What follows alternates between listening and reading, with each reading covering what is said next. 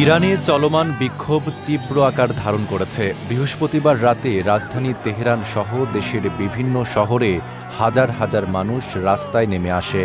বিক্ষোভকারীরা পুলিশের মোটরসাইকেল, রাষ্ট্রীয় টেলিভিশন ভবন, গভর্নর অফিস এবং সুপ্রিম লিডার আয়াতুল্লাহ আলী খামেনির ছবিসহ বিভিন্ন স্থাপনায় আগুন ধরিয়ে দেন।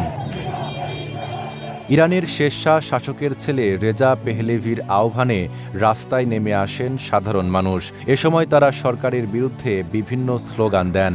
রাজধানীতে কুদস ফোর্সের সাবেক প্রধান কাসেম সোলাইমানির ছবি সম্বলিত একটি বিলবোর্ডও আগুনে ভস্মীভূত করা হয়। অনেক স্থানে স্বৈর শাসকের মৃত্যু হোক ধ্বনি শোনা যায়।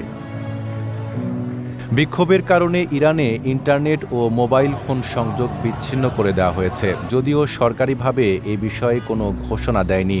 রেজা পেহলেভি বিক্ষুব্ধ জনগণকে আন্দোলন চালিয়ে যাওয়ার আহ্বান জানান এবং দেশটির সশস্ত্র বাহিনীকে জনগণের পাশে থাকার নির্দেশ দেন।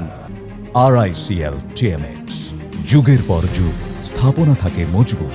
এদিকে বিক্ষোভকারীদের যদি হত্যা করা হয় তাহলে ইরানে শক্তিশালী হামলা চালানো হবে বলে হুমকি দিয়েছেন যুক্তরাষ্ট্রের প্রেসিডেন্ট ডোনাল্ড ট্রাম্প।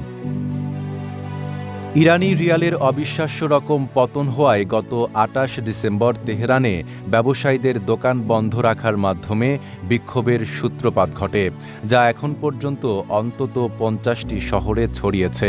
কিছু জায়গায় সহিংসতা ঘটে, যার ফলে বিক্ষোভকারী ও আইনশৃঙ্খলা বাহিনীর সদস্যসহ ৪০ জনের বেশি মানুষ প্রাণ হারিয়েছেন।